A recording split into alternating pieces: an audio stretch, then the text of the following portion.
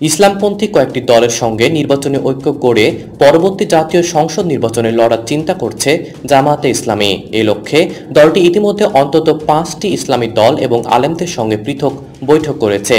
জামায়াত সূত্র জানিয়েছে, বিএনপি সঙ্গে বনিবনা হওয়ার সম্ভাবনা কম। এমনটা ধরে নিয়ে দলের নীতি নির্ধারণী নেতারা অন্তর্বর্তী সরকারের অধীনে অনুষ্ঠিতব্য সংসদ নির্বাচনে ইসলামপন্থীদের সঙ্গে একটি নির্বাচনী ঐক্য গড়তে চাইছেন, যদিও তা এখন পর্যন্ত চূড়ান্ত কোনো রূপ নেয়নি। গত 5 আগস্ট শেখ হাসিনা সরকারের পতনের প্রেক্ষাপটে প্রায় 15.5 বছর স্বাভাবিক রাজনৈতিক কার্যক্রমে ফিরেছে ধর্মভিত্তিক দল জামায়াতে ইসলামী। সংশ্লিষ্টরা বলছেন, জামায়াত গত 15 আগস্ট থেকে বিভিন্ন রাজনৈতিক দল ও সংগঠনের সঙ্গে বৈঠক শুরু করেছে।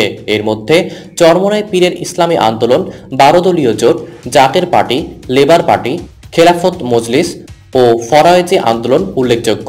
এছাড়া খেলাফত মজলিসের মহাসচিব মাওলানা মামুনুল হক, হেফাজতে ইসলামের যুগ্ম মহাসচিব আজিজুল হক ইসলামবাদী, বাংলাদেশ নেজামে ইসলাম পার্টির জ্যেষ্ঠ নায়েবে আমির আব্দুল মাজেদ আতাহারি, বাংলাদেশ খেলাফত আন্দোলনের আমির আবু জাফর কাসেমি, জামিয়া মাদানিয়ার মুহতামিম মনিরুজ্জামান কাসেমি, জনসেবা আন্দোলনের আমির ফখরুল ইসলাম সহ ব্যক্তি পর্যায়ে বিভিন্ন মাদ্রাসার শিক্ষক ও আলেমদের সঙ্গে জামায়াতের আমির পৃথক মত বিনিময় করেন।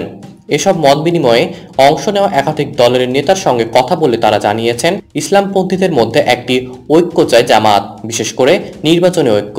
এই লক্ষ্যে জামায়াত ইতিমধ্যে ইসলামী দলগুলোর সঙ্গে একটি যোগাযোগের সম্পর্ক তৈরি করেছে।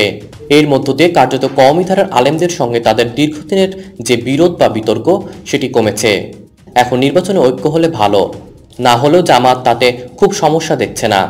মুফতি ফয়জুল করিম ও খেলাফত মজলিসের নেতা মাওলানা মামুনুল হক বলেছেন, ঐক্য গড়তে তাদের কোনো সমস্যা নেই, তবে তার আগে জামাতকে ধর্মীয় কিছু বিষয় মাওলানা মওদুদীর লেখা নিয়ে আলেমদের সঙ্গে যে বিরোধ, তা সমাধান করতে হবে। এ বিষয়ে নাম প্রকাশে অনিচ্ছুক জামাতে ইসলামের একজন সহকারী সেক্রেটারি জেনারেল বলেন, এ সময় ইসলামী দলগুলোর মধ্যে ঐক্যের বিষয়ে মাঠ পর্যায়ের প্রত্যাশা আছে, তবে তারা মনে করেন রাজনৈতিক জোট বা ঐক্য ঠুনকো কোনো বিষয় নয়। একটি অভীষ্ট লক্ষ্যে একাধিক পক্ষের ঐক্যবদ্ধ হওয়াটা সহজ কাজও নয়।